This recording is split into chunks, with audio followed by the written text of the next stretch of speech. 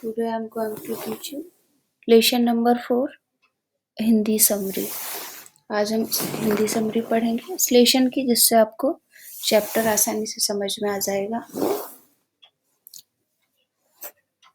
Chapter का नाम है the ashes that made trees bloom. Summary in Hindi.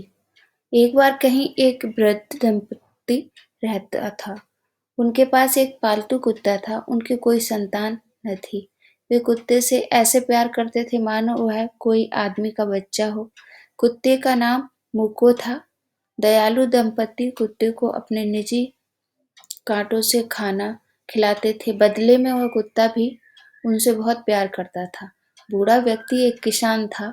हर प्रातः मुको उसके पीछे पीछे खेतों तक जाता था। एक बगुला किसान के कदमों के पास चलता हुआ कीड़े पकड़ता रहता था। अपने मालिक की तरह कुत्ता भी उस पक्षी को कभी हानि नहीं पहुंचाता था। एक दिन कुत्ते ने अपने पंजे बूढ़े आदमी की टांगों के बीच डाल दिए।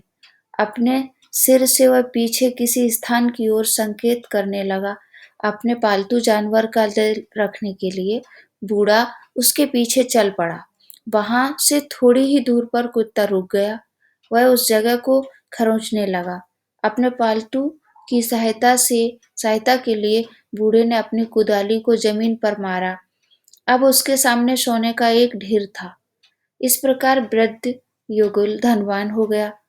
उन्होंने अपने मित्रों को दावत दी और अपने गरीब पड़ोसियों की सहायता की। उसी गांव में एक दुष्ट बूढ़ा आदमी और उसकी पत्नी रहते थे। वे उस कुत्ते को अपने बगीचे में ले आए। उन्होंने उसके सामने अच्छा भोजन रखा, पर कुत्ता डरा हुआ था। उसने ना तो कुछ खाया और ना ही वह हिला। वे कुत्ते को घसीटकर घर के बाहर ले गए। वे उसके साथ चलते रहे। जब वे एक ताड़ के पेड़ के पास पहुंचे, कुत्ता जमीन खुरचने लगा। दुष्ट युगल खुश हो गए। उन दोनों ने जमीन खोदी। अंदर उन्हें मरा हुआ बिल्ली का बच्चा मिला। दंपत्ति को बड़ा गुस्सा आया। उन्होंने कुत्ते को मार दिया। फिर उन्होंने उसे अपने खोदे हुए गड्ढे में फेंक दिया। उस मुर्दा जानवर के ऊपर उन्होंने मिट्टी डाल दी। कुत्ते की मृत्यु की खबर उसके मालिक तक पहुंची। वह ऐसा दुखी हुआ मानो उसका बेटा बिछुड़ गया हो। वह उस स्थान पर गया जहां उसका पालतू दफनाया गया था। बड़ी देर तक वह विलाप करता रहा, रोता रहा। उसने उसे बहुत से प्यारे प्यारे नामों से पुकारा, मानो वह जीवित हो। उस रात उसने अपने कुत्ते को सपने में देखा। कुत्ते ने उससे कहा कि वह ताड़ को काट कर उससे एक खरल बनाए। खरल यानी ओखली। उसने उसे लकड़ी की एक चक्की बनाने को भी कहा। जैसा उससे कहा गया था, बूढ़े ने वैसा ही किया।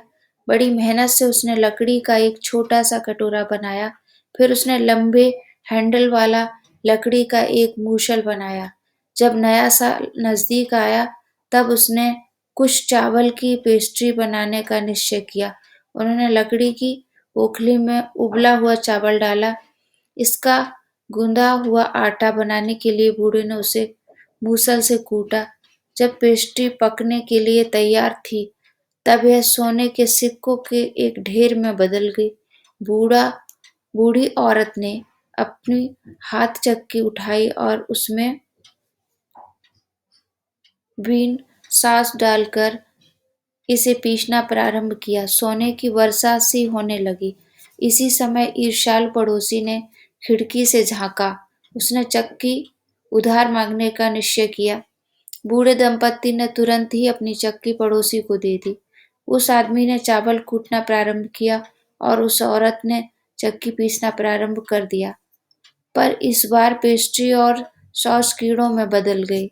उन लोगों ने चक्की के टुकड़े टुकड़े करके उसे जलाने की लकड़ी बना दिया। Thank you.